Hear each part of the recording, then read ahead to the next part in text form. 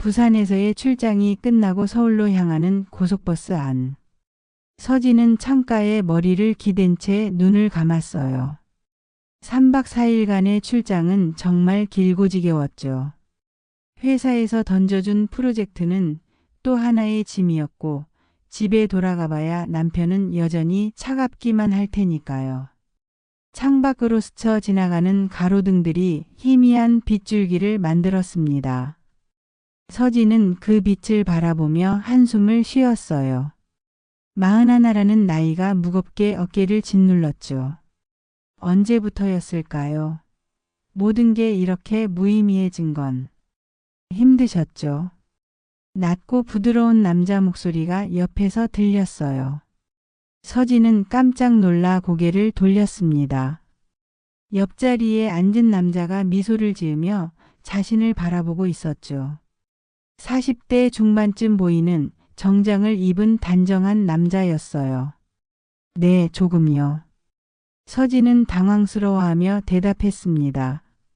낯선 사람과 대화하는 건 별로 좋아하지 않았거든요. 하지만 남자의 눈빛에는 묘한 따뜻함이 있었어요. 오랫동안 잊고 있던 감정이 가슴 한구석에서 스르르 올라왔죠. 남자는 가방에서 뭔가를 꺼내려다가 실수로 낡은 봉투를 바닥에 떨어뜨렸어요. 서진이 그것을 주워주려 했지만 남자는 재빨리 집어들며 가방 안 깊숙이 넣었습니다. 감사합니다. 남자의 목소리에는 미묘한 긴장감이 섞여 있었어요. 서진은 그 봉투가 왠지 심상치 않다는 느낌을 받았지만 별말 없이 다시 창밖을 바라보았습니다. 하지만 마음 한편으로는 계속 그 남자의 존재가 신경 쓰였죠. 버스 안은 조용했어요. 대부분의 승객들이 잠들어 있었고 운전기사의 라디오 소리만 작게 들려왔습니다. 서진은 남자의 체온이 옆자리에서 전해져 오는 것을 느꼈어요. 이상했습니다. 이런 감정을 느낀 게 언제였는지 기억도 나지 않았거든요. 이야기의 끝이 궁금하시죠? 구독과 좋아요가 다음 이야기를 이어갑니다. 서울에서 일하시나 봐요. 남자가 먼저 말을 걸어왔어요. 서진은 고개를 끄덕였습니다. 네, 회계 관련 일을 하고 있어요. 그렇군요. 저도 그쪽 일이에요. 남자의 대답에 서진은 조금 놀랐어요. 같은 업계라니 묘한 인연이었죠. 남자는 자신을 김민호라고 소개했지만 구체적인 회사명이나 직급은 말하지 않았습니다. 부산 출장이셨어요. 네, 감사 업무로 왔다가 돌아가는 길이에요. 민호의 답변은 간결했어요. 하지만 그의 눈빛에는 뭔가 숨기고 있는 듯한 그림자가 있었죠. 서진은 그것이 궁금했지만 더 이상 묻지 않았어요. 낯선 사람에게 사생활을 캐묻는 건 예의가 아니니까요. 혹시 결혼하셨나요? 민호의 갑작스러운 질문에 서진의 심장이 쿵 하고 뛰었어요. 왜 이런 질문을 하는 걸까요? 그리고 왜 자신의 가슴이 이렇게 뛰는 걸까요? 네, 했어요. 서진의 대답은 쓸쓸했어요. 결혼이라는 단어가 더 이상 따뜻함을 주지 못했거든요. 민호는 그런 서진의 표정을 유심히 바라보았습니다. 행복하신가 보네요. 그의 말에는 묘한 아이러니가 담겨 있었어요. 마치 서진의 마음을 꿰뚫어보는 것 같았죠. 서진은 대답 대신 쓸쓸한 미소만 지었어요. 버스는 휴게소에 잠깐 정차했습니다. 민호가 커피를 사왔어요. 따뜻한 캔커피를 건네며 그가 말했죠. 오늘 밤이 참 길네요. 서진은 그 말에서 묘한 의미를 느꼈어요. 정말 긴 밤이었습니다. 하지만 이상하게도 지루하지 않았어요. 오히려 이 시간이 끝나지 않았으면 좋겠다는 생각까지 들었죠. 언제부터 이런 마음을 잊고 살았던 걸까요? 월요일 오전 서진은 회사 회의실에서 새로운 협력업체 담당자들과 만나기로 되어 있었어요. 평소처럼 서류를 정리하며 회의를 준비하고 있었죠. 문득 고속버스에서 만난 그 남자가 떠올랐어요. 그런 사람을 다시 만날 일은 없겠지만 왠지 아쉬웠습니다. 회의실 문이 열리고 협력업체 직원들이 들어왔어요. 서진은 인사를 준비하며 고개를 들었다가 깜짝 놀랐습니다. 맨 뒤에서 들어오는 사람이 바로 김민호였거든요. 안녕하세요. 저희 하청업체 재무 컨설턴트 김민호입니다. 민호가 정중하게 인사했어요. 서진과 눈이 마주쳤지만 그는 전혀 모르는 사람인 것처럼 담담한 표정을 지었죠. 서진도 놀라움을 감추며 평정심을 유지하려 애썼어요. 회의는 무난하게 진행되었습니다. 하지만 서진은 계속 민호의 존재가 신경 쓰였어요. 그가 왜 자신의 정체를 숨겼던 걸까요? 그리고 왜 지금도 모르는 척하고 있는 걸까요? 회의가 끝나고 사람들이 나가던 중 민호가 서진 옆을 지나가며 작은 쪽지를 건넸어요. 아무도 눈치채지 못하게 자연스럽게요. 서진은 그 쪽지를 주머니에 넣었습니다. 화장실에서 쪽지를 펼쳐보니 이렇게 적혀 있었어요. 오후 6시 회사 앞 카페에서 만나요. 서진의 가슴이 두근거렸어요. 이런 일은 처음이었거든요. 불륜도 아니고 그렇다고 단순한 업무 미팅도 아닌 애매한 만남. 하지만 거부할 수 없는 묘한 끌림이 있었죠. 오후 6시 서진은 약속 장소에 나갔어요. 민호는 이미 와서 기다리고 있었습니다. 그는 서진을 보자 안도의 표정을 지었어요. 와줘서 고마워요. 왜 회의실에서는 모르는 척했어요? 서진의 직설적인 질문에 민호는 잠시 망설였어요. 그리고 조심스럽게 입을 열었죠. 복잡한 사정이 있어요. 나중에 설명해 드릴게요. 그 다음 주 서진의 팀에 새로운 직원이 들어왔어요. 사장비서 출신인 유나라는 29세 여자였죠. 젊고 예쁜 유나는 첫날부터 사무실의 시선을 한 몸에 받았어요. 안녕하세요. 열심히 하겠습니다. 유나의 밝은 인사에 남자 동료들은 모두 호의적이었어요. 하지만 서진은 왠지 불편한 기분이 들었습니다. 유나가 자신을 바라보는 시선에 미묘한 무시가 섞여 있었거든요. 언니, 이 서류 어떻게 처리하는 거예요? 유나는 서진을 언니라고 불렀지만 그 말투에는 존경이나 친근함이 전혀 없었어요. 오히려 나이 차이를 강조하며 선을 긋는 느낌이었죠. 서진은 그런 유나의 태도가 마음에 들지 않았지만 내색하지 않았어요. 며칠 뒤 서진은 회사 로비에서 충격적인 장면을 목격했습니다. 유나가 민호와 다정하게 대화를 나누고 있었거든요. 두 사람은 서로 잘 아는 사이처럼 보였어요. 오빠 오늘 저녁에 시간 있으세요? 유나의 애교 섞인 목소리가 서진의 귀에 박혔어요. 민호는 유나의 어깨를 가볍게 두드리며 뭔가 속상이었죠. 서진은 그 모습을 보며 가슴이 철렁했어요. 왜 이런 기분이 들까요? 민호와 자신 사이에는 아무것도 없는데 말이에요. 하지만 질투라는 감정이 서진의 마음을 파고들었습니다. 오랫동안 잊고 있던 여자로서의 감정이 되살아났죠. 그날 밤 서진은 잠을 이루지 못했어요. 민호와 유나의 모습이 계속 머릿속에서 맴돌았거든요. 왜 민호는 자신에게는 비밀스럽게 접근하면서 유나와는 그렇게 자연스럽게 지내는 걸까요? 나는 대체 뭘 하고 있는 거지? 서진은 스스로에게 물어보았어요. 결혼한 여자가 이런 감정을 느끼는 게 맞나요? 하지만 마음은 자기 마음대로 되지 않았습니다. 민호에 대한 관심은 점점 커져만 갔어요. 다음 날 점심시간 민호가 서진에게 문자를 보냈어요. 잠깐 만날 수 있나요? 중요한 얘기가 있어요. 서진은 망설였어요. 유나와 민호의 관계를 본 후로 그를 만나는 게 부담스러웠거든요. 하지만 결국 호기심이 이겼죠. 회사 근처 작은 공원에서 만난 민호는 평소와 달리 긴장한 표정이었어요.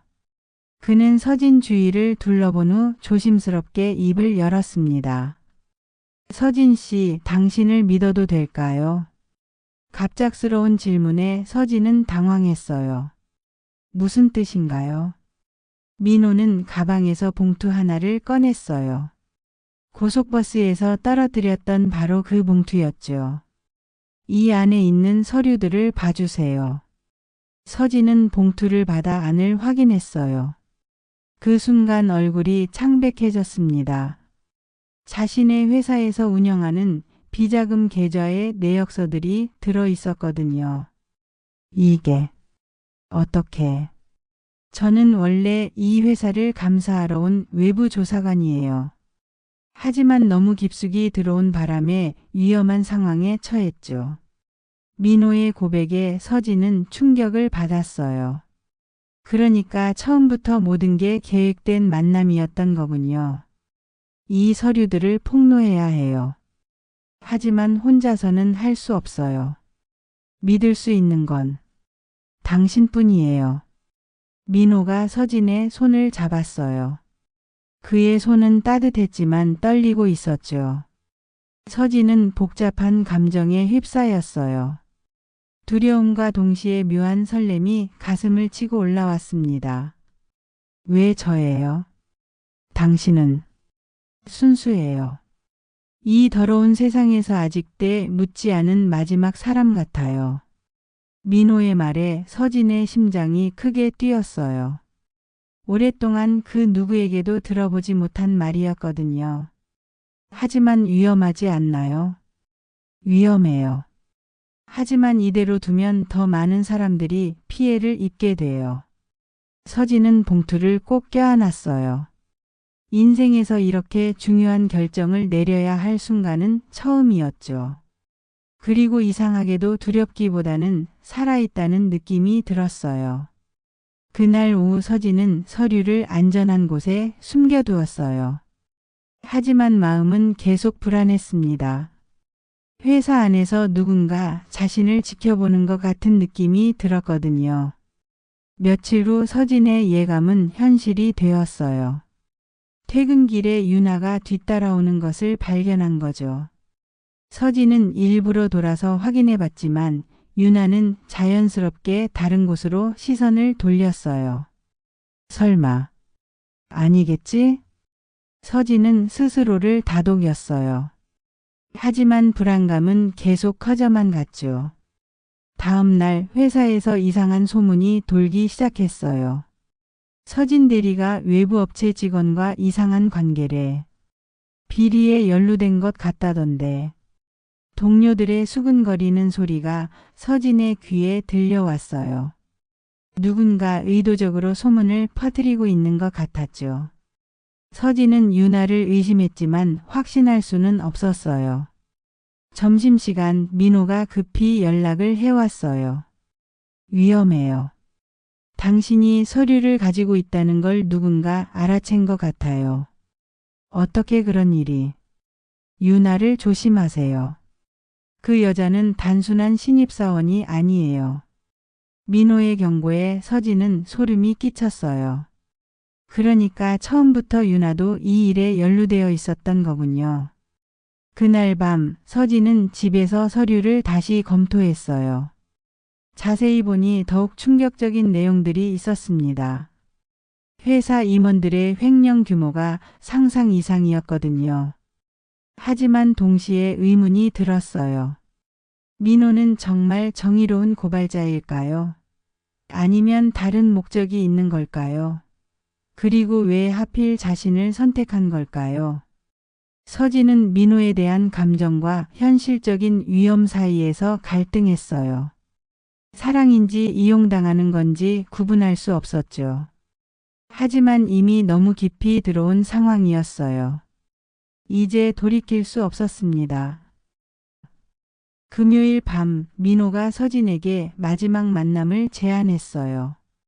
장소는 시내의 한 조용한 호텔 로비였죠. 서진은 망설였지만 결국 나갔어요. 모든 걸 정리하고 싶었거든요. 호텔 로비는 조용했어요. 민호는 구석진 소파에 앉아 서진을 기다리고 있었습니다. 그의 표정은 평소와 달리 심각했어요. 서진 씨, 제대로 된 얘기를 해야겠어요. 민호가 서진의 손을 이끌어 호텔 방으로 향했어요. 서진은 잠시 망설였지만 따라갔죠. 이상하게도 두렵지 않았어요. 방 안에서 민호는 서진과 마주 앉았어요. 그리고 깊은 한숨을 쉬며 입을 열었습니다. 사실, 저는 당신 남편을 알아요. 서진의 얼굴이 창백해졌어요. 무슨 뜻이에요? 5년 전 저와 당신 남편은 동업자였어요. 하지만 그는 저를 배신했죠. 민호의 목소리에는 오랜 원망이 담겨 있었어요. 당신 남편이 해외로 도망간 이유도 저 때문이에요. 정확히는 저를 버리고 혼자 도망간 거죠. 서진은 충격으로 말을 잃었어요. 남편의 해외 도피에 이런 사연이 있었던 거군요. 그럼 저는 뭐예요? 서진의 목소리가 떨렸어요. 처음엔 복수였어요. 당신 남편에게 당한 만큼 되돌려주고 싶었거든요. 민호가 서진에게 다가왔어요. 그의 손이 서진의 뺨을 어루만졌죠. 하지만 지금은 달라요. 당신을 진심으로 사랑해요. 거짓말이에요. 서진이 민호의 손을 뿌리쳤어요. 하지만 민호는 포기하지 않았습니다. 당신 남편이 나를 버렸어요. 이제 선택은 당신 몫이에요. 나와 함께 떠날 건가요? 아니면 그를 위해 남을 건가요? 민호가 서진을 끌어안았어요. 서진은 저항했지만 점점 힘이 빠져갔죠. 오랫동안 느끼지 못했던 남자의 체온이 전해져 왔어요. 그 순간 서진은 모든 걸 이해했어요. 자신은 처음부터 복수의 도구였던 거죠. 하지만 이상하게도 분노보다는 허무함이 더 컸어요. 다음 날 서진은 중대한 결심을 했어요. 민호도 유나도 그리고 남편도 모두 배신하기로 한 거죠. 월요일 오전 서진은 검찰청에 직접 찾아갔어요. 모든 서류와 함께 민호와 유나의 정체 그리고 회사의 비리를 상세히 진술했습니다. 이 모든 증거를 제출합니다. 서진의 목소리는 담담했어요. 더 이상 두렵지 않았거든요. 며칠 후 회사는 대대적인 수사를 받았어요. 임원들이 줄줄이 구속되었고 민호와 유나도 함께 잡혔죠.